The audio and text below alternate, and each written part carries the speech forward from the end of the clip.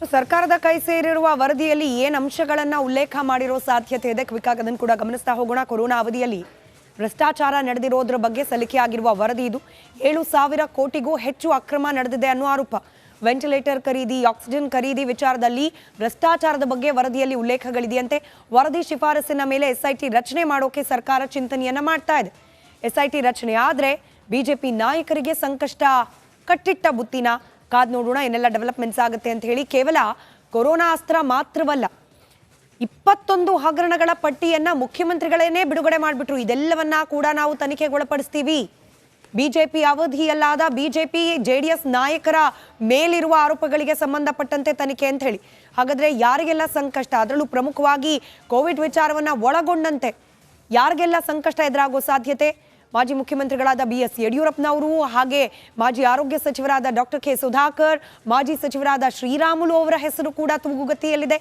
ಇನ್ನು ಮಾಜಿ ಗೃಹ ಸಚಿವ, ಇವರು ಮುಖ್ಯಮಂತ್ರಿನೂ ಆಗಿದ್ರು, ಆದರೆ ಗೃಹ ಸಚಿವರಾಗಿದ್ದಾಗ ನಡೆದದೇನಲ್ಲದ ಕೆಲವೊಂದು ಹಗರಣ ಅಕ್ರಮಗಳು, ಈ ವಿಚಾರಕ್ಕೆ ಸಂಬಂಧಪಟ್ಟಂತೆ ಬೊಮ್ಮಾಯಿ ಅವರು, ಹಾಗೆ ಮಾಜಿ ಕಂದಾಯ ಸಚಿವ ಆರ್ ಅಶೋಕ್, ಮಾಜಿ ಸಚಿವೆ ಶಶಿಕಲಾ ಜೊಲ್ಲೆ, ಮಾಜಿ ಸಚಿವ KS ಈಶ್ವರಪ್ಪ, ಹಾಗೆ ಮತ್ತೋರ್ವ ಮಾಜಿ ಸಚಿವ ಭೈರತಿ ಬಸವರಾಜ್, ಇವರೆಲ್ಲರ ಮೇಲೂ ಕೂಡ ತನಿಖಾಸ್ತ್ರವನ್ನ ಪ್ರಯೋಗ ಮಾಡಲಿಕ್ಕೆ ಇದೀಗ ಕಾಂಗ್ರೆಸ್ ಸರ್ಕಾರ ಚಿಂತನೆಯನ್ನ ನಡೆಸ್ತಾ ಇದೆ. ಹೋಗ್ತಾರೆ ಅಂತ ತಿಳ್ಕೊಂಡಿದ್ದಾರೆ. Your days are numbered, your days are numbered, not years. ಭಾಳ ಆಯುಸ್ಸಿದ್ರು 3 ವರ್ಷನೇ. ಆಮೇಲೆ ನಮ್ಮ ಸರ್ಕಾರ ಬರಲ್ವಾ? ಒಂದು ಮೇಲ್ಪಂಕ್ತಿ. ನಾರಾಯಣ ಸ್ವಾಮಿ ಅವರು ನಮ್ಮ ಜೊತೆ ದೂರವಾಣಿ ಸಂಪರ್ಕದಲ್ಲಿದ್ದಾರೆ. ನಮಸ್ಕಾರ ಸರ್. ನಮಸ್ಕಾರ. RV ದೇಶಪಾಂಡೆ ಅವರ ಹೇಳಿಕೆ, ಸಿದ್ದರಾಮಯ್ಯನವರು ಅವಕಾಶ ಕೊಟ್ಟರೆ ನಾನು ಕೂಡ ಮುಖ್ಯಮಂತ್ರಿ ಆಗ್ಲಿಕ್ಕೆ ಸಿದ್ಧ ಅಂತ. ಅಂದ್ರೆ ಕಾಂಗ್ರೆಸ್ನಲ್ಲಿ ಮುಖ್ಯಮಂತ್ರಿ ಚೇರ್ಗೆ ಹಗ್ಗ ಜಗ್ಗಾಟ ನಡೀತಿದೆ ಅನ್ನೋ ಬಿಜೆಪಿಯ ಆರೋಪ ನಿಜ ಅಂತ ಭಾವಿಸಬಹುದಾ? ಅದರಲ್ಲಿ ಏನು ಅನುಮಾನವೇ ಇಲ್ಲ. ಅವರೊಬ್ಬರೇ ಅಲ್ಲ, 1 ಡಜನ್ಗೂ ಹೆಚ್ಚು ನಾಯಕರು ಈಗಾಗಲೇ ನಾವು ಹೇಳ್ತಾನೆ ಬರ್ತಿದ್ದೀವಿ. ಹೊಸ ಹೊಸ ಶೂಟ್ಗಳೆಲ್ಲ ಹೊಲ್ಸ್ಕೊಂಡಿದ್ದಾರೆ. ಕೆಲವರೆಲ್ಲ ಈಗಾಗಲೇ ಏನೋ ಪೂಜೆ ಪುರಸ್ಕಾರಗಳಲ್ಲಿ ತೊಡಗಿದ್ದಾರೆ. ಇನ್ನು ಕೆಲವರೆಲ್ಲ ಮಠಾಧೀಶರನ್ನ ಭೇಟಿ ಆಗ್ತಿದ್ದಾರೆ. ಇನ್ನು ಕೆಲವರು ಹೈಕಮಾಂಡ್ ಇಂದ ಭೇಟಿ ಆಗ್ತಿದ್ದಾರೆ. ಇದೆಲ್ಲ ಸಹಜವಾಗಿ ನಡೀತಾ ಇದೆ. ಬಟ್ ಮುಖ್ಯಮಂತ್ರಿ ಚೇಂಜ್ ಆಗುವಂತ ಪರಿಸ್ಥಿತಿ ಇದೆಯಾ ಸದ್ಯಕ್ಕೆ ಕಾಂಗ್ರೆಸ್? ಖಂಡಿತ ಇದೆ. ಯಾಕೆ ಅಂತಂದ್ರೆ ಇದು ಏನು ಈ ಭ್ರಷ್ಟಾಚಾರದಲ್ಲಿ ಈ ಸರ್ಕಾರ ತೊಡಗಿದೆಯೋ, ಮುಖ್ಯಮಂತ್ರಿಗಳು ಯಾವುದೇ ಕಾರಣಕ್ಕೆ ಇವರು ಮುಂದುವರಿಯಲಿಕ್ಕೆ ಕಷ್ಟ ಸಾಧ್ಯ ಅನ್ನೋದು ನನ್ನ ಭಾವನೆ.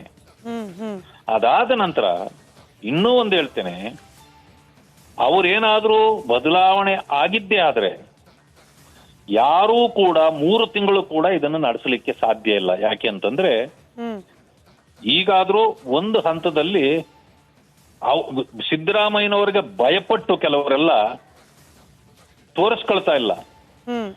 ಅವ್ರು ಇಳಿದ ತಕ್ಷಣ ಯಾರಿಗೂ ಏನು ಭಯ ಇಲ್ಲ. ನಾ ಮುಂದ ನೀ ಮುಂದ ಮ್ಯೂಸಿಕಲ್ ಚೇರ್ ಪ್ರಾರಂಭ ಆಗತ್ತೆ. ಆಗ ನೋಡಿ ಅವರ ಪರಿಸ್ಥಿತಿ ಏನಾಗತ್ತೆ.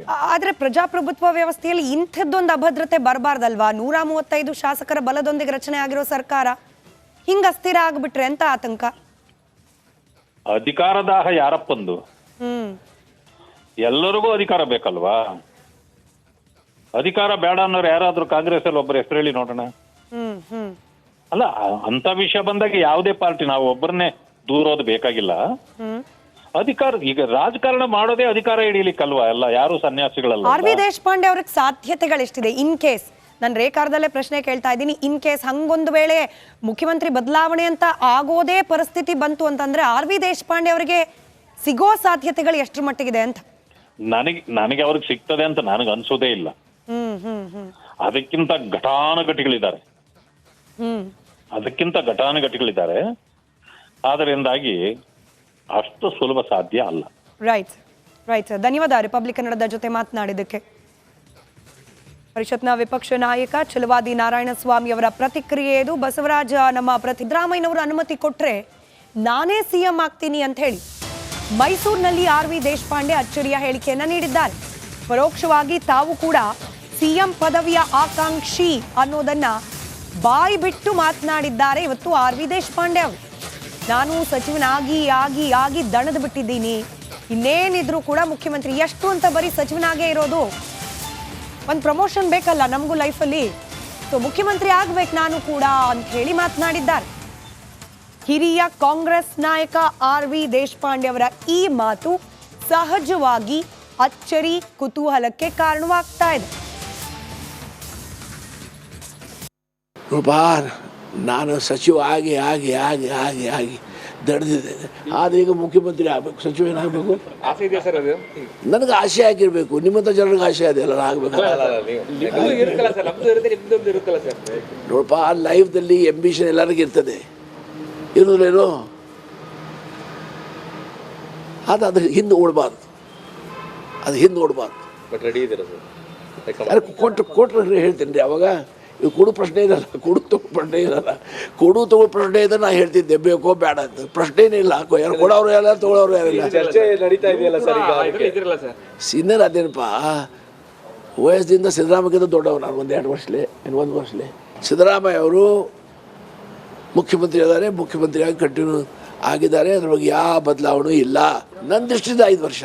ಒಂದು ವೇಳೆ ಮತ್ತಷ್ಟು ಡೀಟೇಲ್ಸ್ ನಮ್ಮ ಪ್ರತಿನಿಧಿ ಬಸವರಾಜ್ ನೀಡ್ತಾ ಹೋಗ್ತಾರೆ, ನೇರ ಸಂಪರ್ಕದಲ್ಲಿದ್ದಾರೆ. ಬಸವರಾಜ್, ಇದು ಮನದಾಳದ ಮಾತು ಆಚೆ ಬಂದು ನಂತರದಲ್ಲಿ ಡ್ಯಾಮೇಜ್ ಆಗಬಹುದು ಅಂತ ಎಚ್ಚೆತ್ತು ಅದ್ರ ಹಿಂದೆ ಹೋಗಲ್ಲ, ಅದು ಕೊಟ್ಟಾಗ ಮಾತನಾಡೋಣ, ಈ ರೀತಿಯಾಗಿ ಡ್ಯಾಮೇಜ್ ಕಂಟ್ರೋಲ್ ಮಾಡ್ಲಿಕ್ಕೆ ಪ್ರಯತ್ನ ಪಟ್ಟದ್ದ ಅಥವಾ ಹೇಗೆ ಅಂತ ಹೇಗೆ ವಿಶ್ಲೇಷಣೆ ಮಾಡೋದು ಆರ್ ವಿ ದೇಶಪಾಂಡೆ ಅವರ ಮಾತನ್ನ?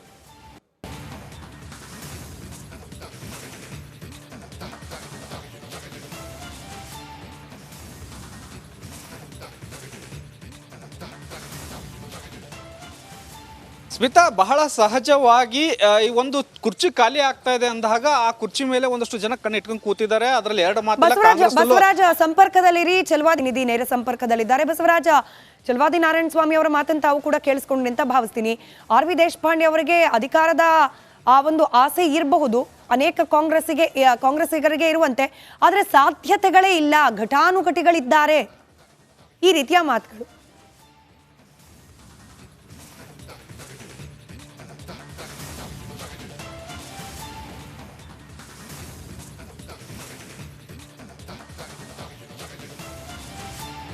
ಖಂಡಿತ ಸ್ಮಿತಾ, ನಾನು ಅದನ್ನೇ ವಿವರಣೆ ಮಾಡಕ್ಕೆ ಹೊರಟಿದ್ದೆ. ಅಷ್ಟರೊಳಗೆ ನಾರಾಯಣ ಸ್ವಾಮಿ ಅವರು ಸಿಕ್ಕರು. ಅವರು ಸತ್ಯವನ್ನು ಹೇಳ್ತಾ ಇದ್ದಾರೆ. ಅವರು ಆರ್ ವಿ ದೇಶಪಾಂಡೆ ಅವರು CM ಆಗಬೇಕು ಅನ್ನುವಂಥ ಉದ್ದೇಶ ಇದ್ದಿದ್ರೆ ಅವರು ಸಿದ್ದರಾಮಯ್ಯ ಅವ್ರಿಗಿಂತ ಮುಂಚಿತವಾಗೇ ಆಗಬೇಕಾಗಿತ್ತು. ಯಾಕಂದರೆ ಅವರು ಕಾಂಗ್ರೆಸ್ನಲ್ಲಿ ಸೀನಿಯರು, ಮುಂಚಿತ ಹೆಚ್ಚಿಗೆ ಸಿದ್ದರಾಮಯ್ಯ ಅವ್ರಿಗಿಂತ ಆರ್ ವಿ ದೇಶಪಾಂಡೆ ಅವರೇ ಗೆದ್ದಿರುವಂಥದ್ದು. ಹಣಬಲ, ತೋಳ್ಬಲಕ್ಕಿಂತ ಹಣಬಲ ಇದೆ. ಹಾಗಾಗಿ ಅವರಿಗೆ ಜಾತಿ ಒಂದಷ್ಟು ಸಪೋರ್ಟ್ ಮಾಡಲ್ಲ ಅನ್ನುವಂಥದ್ದು ಮತ್ತು ಅವರ ಸಾಫ್ಟ್ ಕಾರ್ನರ್ ಅಡ್ಜಸ್ಟ್ಮೆಂಟು ಈ ಒಂದು ರೀತಿಯಲ್ಲಿ CM ಸ್ಥಾನಕ್ಕೆ ಒಗ್ಗಿ ಬರಲ್ಲ ಅನ್ನುವಂಥದ್ದು.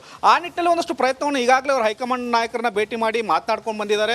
ನನಗೊಂದು ಅವಕಾಶ ಕೊಡಿ ಖಾಲಿ ಆದರೆ ಅನ್ನುವಂಥ ಮಾತುಗಳನ್ನು ಈಗಾಗಲೇ ಹೇಳಿ ಬಂದಿದ್ದಾರೆ.